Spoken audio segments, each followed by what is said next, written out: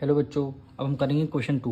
If x and y are directly proportional find the value of x1, y2 and y1 in the table given below.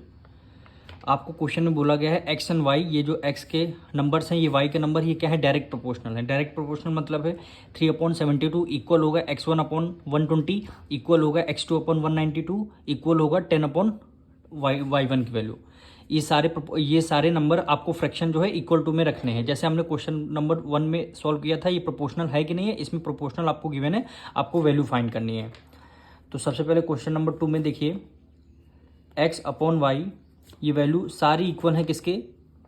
3/72 के equal हैं x1/120 equal हैं x2/192 equal हैं 10/y1।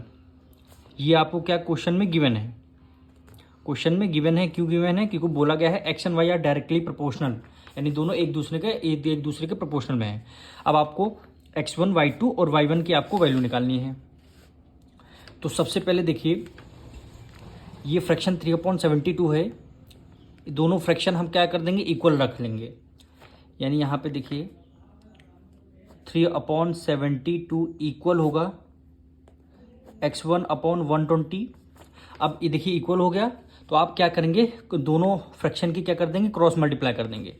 यानी 3 की multiply 120 से करेंगे, equal का sign लगा देंगे। 72 की मल्टीप्लाई x1 से कर देंगे।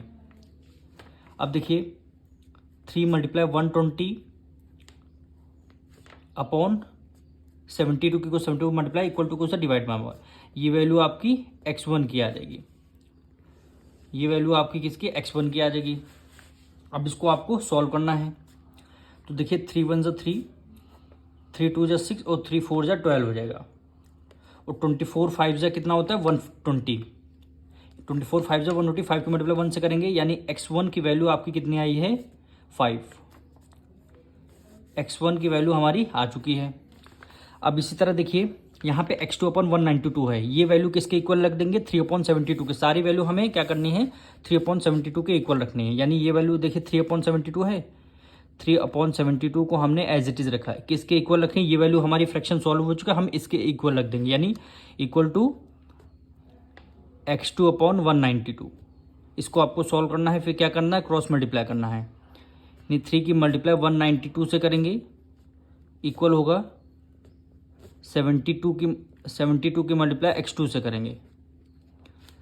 अब 72 उधर मल्टीप्लाई में है, इक्वल टू के उस तरफ किस में आ जाएगा? डिवाइड में आ जाएगा। यानी 3 मल्टीप्लाई 192 अपॉन कितना आ गया? 72 इक्वल टू x2 की वैल्यू आपकी यहाँ से आ जाएगी। 3 1 जा 3 2 जा 6 और 3 4 जा हो जाएगा 12 और 24 8 जा कितना होता है? 192। 24 8 जा 192, यानी आपकी x2 की वैल्यू कितनी आ गई? 8। यानी x2 की वैल्यू कितनी आ गई? 8 आ चुकी है।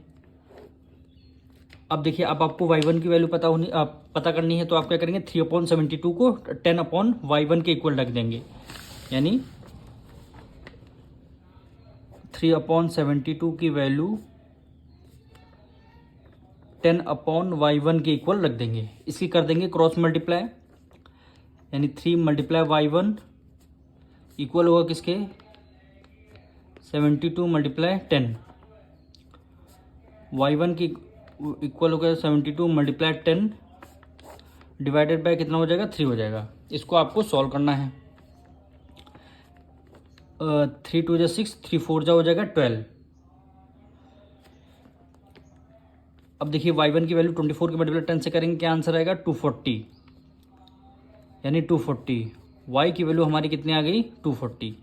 यही क्या हो जाएगा? हमारा आंसर हो जाएगा। हम मिलेंगे नेक्स्ट वीडियो में।